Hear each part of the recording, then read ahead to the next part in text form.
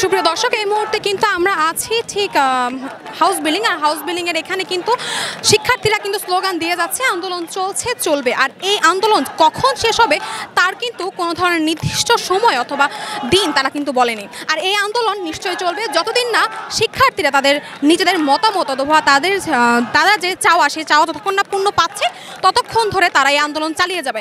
বিশেষ করে শিক্ষার্থীরা যখন শুনতে পেরেছে তাদেরকে রাজাকার বলে দাবি করা হয়েছে, রাজাকারের সন্তান বলে দাবি করা হয়েছে, তখন থেকে তারা বেশি উত্তেজনায় কিন্তু মুখরিত পরিবেশ তৈরি করেছে।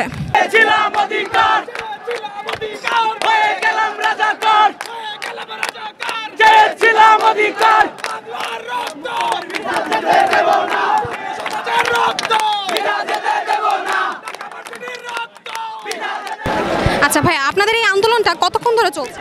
আমাদের আন্দোলনটা মূলত সকাল থেকেই চলছে এবং আমরা সবাই ছাত্র যারা আছি আমরা সোচ্চার। আমাদের বিরুদ্ধে যেই আচরণ করা হয়েছে ছাত্রলীগের পক্ষ থেকে আমাদেরকে যেই ধরনের আঘাত করা হয়েছে আমরা তার বিরুদ্ধে আমরা সোচ্চার এবং আমরা ধিক্কার জানাই, এবং আমাদেরকে রাজাকার যে বলা হয়েছে সেটার বিরুদ্ধে আমরা ধিক্কার জানাই। আচ্ছা, আপনাদের এই আন্দোলনটা আপনারা কতদিন চালিয়ে যাবেন? যতদিন আমাদের দাবি পূরণ না হচ্ছে।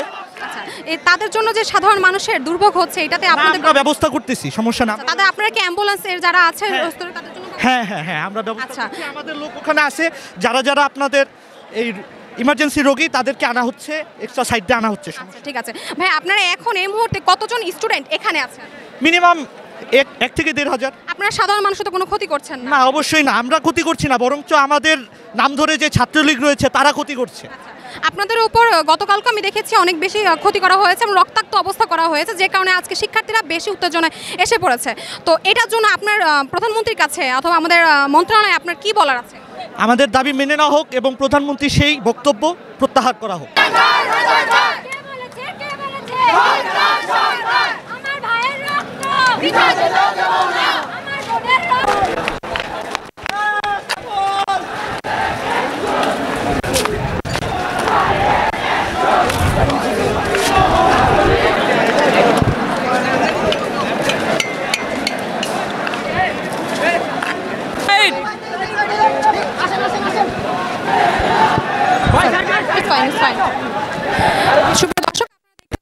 শিক্ষার্থীরা কিন্তু নিজেরাই কিন্তু গাড়ি পার করে দিচ্ছে, তারা নিজেরাই কিন্তু অসুস্থ রোগীকে গাড়ির হসপিটাল নিয়ে যাওয়ার জন্য শিক্ষার্থীরা নিজেরাই কিন্তু সাহায্য করছে। আমরা দেখতে পাচ্ছি অসুস্থ রোগী কিন্তু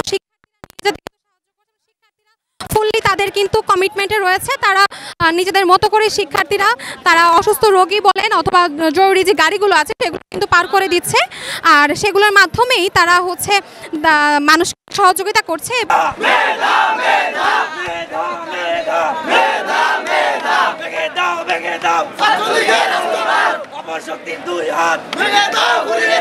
আমাদের আন্দোলন চলবে চলছে চলবে,